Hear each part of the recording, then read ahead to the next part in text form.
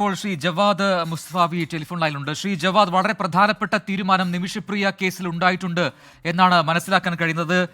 കാന്തപുരത്തിന്റെ ഓഫീസിൽ അത്തരം അറിയിപ്പ് ലഭിച്ചു എന്നൊക്കെ വിവരങ്ങളാണ് ഈ കഴിഞ്ഞ മണിക്കൂറിൽ പുറത്തു വന്നത്. നമുക്ക് മനസ്സിലാക്കാൻ കഴിയുന്ന കാര്യങ്ങൾ എന്താണ്? ഈ വധശിക്ഷ പൂർണ്ണമായും ഒഴിവായി എന്ന് തന്നെയാണോ മനസ്സിലാക്കേണ്ടത്?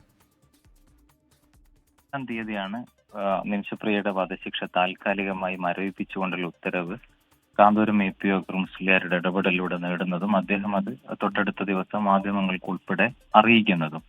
അതിനുശേഷവും അദ്ദേഹം നിരന്തരമായി അവിടുത്തെ ഭരണകൂടവുമായും കുടുംബവുമായി ബന്ധപ്പെട്ട ആളുകളുമായും ഒക്കെ അദ്ദേഹത്തിന്റെ പ്രതിനിധികളുടെ ചർച്ച തുടരുകയായിരുന്നു.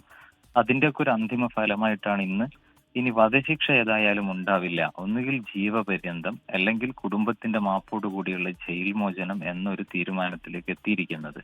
അത് ഉറപ്പു ലഭിച്ചു എന്നാണ് കാന്തപുരം ഉസ്താദിന്റെ ഓഫീസിൽ നിന്ന് നമുക്കറിയാൻ കഴിയുന്നത്. അവർക്ക് യമനിലെ ചർച്ചകൾക്ക് നേതൃത്വം നൽകുന്ന സൂഫി പണ്ഡിതന്റെ ഓഫീസിൽ നിന്ന് ലഭിക്കുന്ന ഉറപ്പായിട്ടാണ് ഞാനതിനെ കുറിച്ച് മനസ്സിലാക്കുന്നത്. എന്തായാലും ഇതിൽ നേരത്തെ നമ്മൾ ആദ്യം കണ്ടത് കാന്തപുരത്തിന്റെ ഇടപെടലിലൂടെ ഇതിലൊരു മരവിപ്പിക്കൽ, ആ ശിക്ഷ മരവിപ്പിക്കുന്നു എന്ന വാർത്ത ആദ്യം വന്നു. അതിൽ വലിയ പ്രതീക്ഷയായിരുന്നു. പിന്നീട് ഇങ്ങോട്ട് ചർച്ചകൾ നടന്നെങ്കിലും അതിൽ ഈ കൊല്ലപ്പെട്ട യമൻ പൗരന്റെ കുടുംബം വളരെ കൃത്യമായ നിലപാടെടുക്കുകയും ഈ വധശിക്ഷയിൽ തന്നെ ഉറച്ചു നിൽക്കുകയും ചെയ്തു എന്ന വാർത്തകൾ വന്നിരുന്നു. അതിൽ പ്രത്യേകിച്ചും ആ സഹോദരന്റെ FB പോസ്റ്റൊക്കെ ആ സമയത്ത് വളരെ പ്രധാനപ്പെട്ടതായിരുന്നു ഈ കേസിൽ. പിന്നീട് ഏത് രീതിയിലുള്ള ഇടപെടലാണ് ഉണ്ടായതെന്നാണ് മനസ്സിലാക്കേണ്ടത് ശ്രീ ജവാദ്? ഇതില് കുടുംബ FB പോസ്റ്റിനെ കുറിച്ച് പറയുമ്പോൾ നമ്മൾ ശരിയാ ലോ പ്രകാരം ഒരു കുടുംബത്തിലുള്ള എല്ലാ അംഗങ്ങളും മാപ്പ് കൊടുത്താൽ മാത്രമേ ശിക്ഷയിൽ ഇളവ് ലഭിക്കൂ എന്നൊന്നുമില്ല.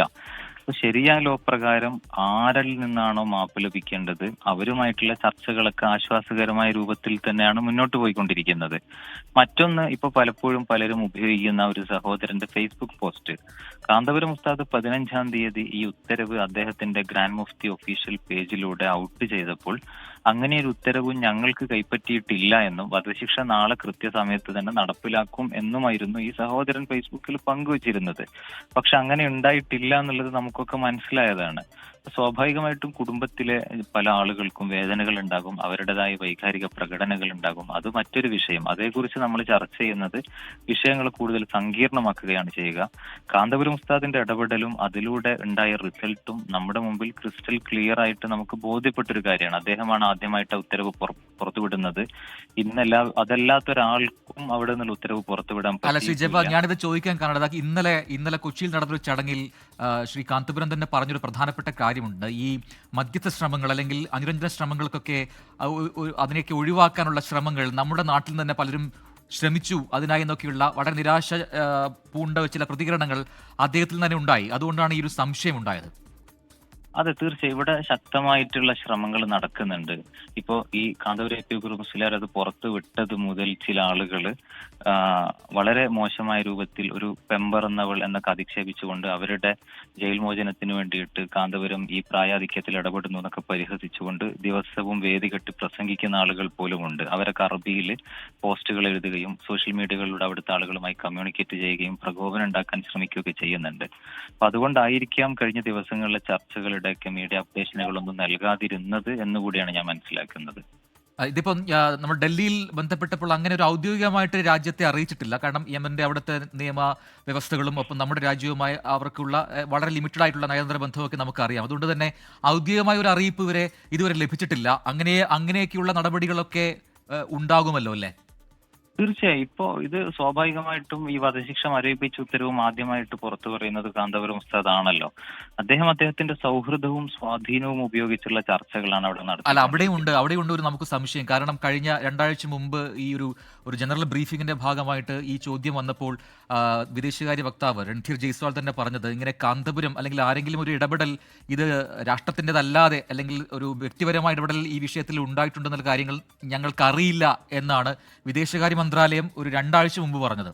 തീർച്ചയായും. പക്ഷെ ഇങ്ങനെ ഒരു വധശിക്ഷ മരവിപ്പിച്ച വിഷയം അതിന്റെ ഉത്തരവ് പുറത്തുവിടുന്നതും നമ്മളോട് ആദ്യമായി ഈ വിവരം പങ്കുവെക്കുന്നതും കാന്തപുരം APO മുസ്ലിയാരാണെന്നത് നമുക്കറിയാമല്ലോ. അത് കൃത്യമായി തെളിവുകൾ ഉൾപ്പെടെ ബോധ്യപ്പെട്ട ഒരു കാര്യമാണ്. കാന്തപുരം APO മുസ്ലിയാരുടെ ഓഫീസ് പുറത്തുവിട്ടതല്ലാത്ത ഒരു രേഖയും ഈ സെക്കൻഡ് വരെ ഈ വിഷയത്തിൽ ഇല്ല. ഈ തലാലിന്റെ ഓഫീസിന്റെ വാട്ടർമാർക്ക് പോലും അവർ നൽകി പുറത്തുവിട്ട രേഖകളാണ്. അദ്ദേഹത്തിന്റെ സൗഹൃദവും സ്വാധീനവും ഒക്കെയാണ് ഈ ചർച്ചകളിൽ നിർണായകമായ പങ്കുവഹിച്ചതെന്ന് നമുക്കറിയാം. ഇനി അങ്ങോട്ട് നയതന്ത്രപരമായി തുടർ ചർച്ചകളിലേക്ക് അപ്പോൾ സെൻട്രൽ ഗവൺമെന്റിനെ സപ്പോർട്ട് ചെയ്തുകൊണ്ട് കാന്തപുരം എ പി ബക്കർ മുസ്ലിയാർ അദ്ദേഹത്തിന്റെ സൗഹൃദവും സ്വാധീനവും ഉപയോഗിച്ചു. ഇനി ഗവൺമെന്റ് അദ്ദേഹത്തിന്റെ പ്രതിനിധികളെ യമനിലേക്ക് അയക്കാനും ഒരുമിച്ചുള്ളൊരു മിഷൻ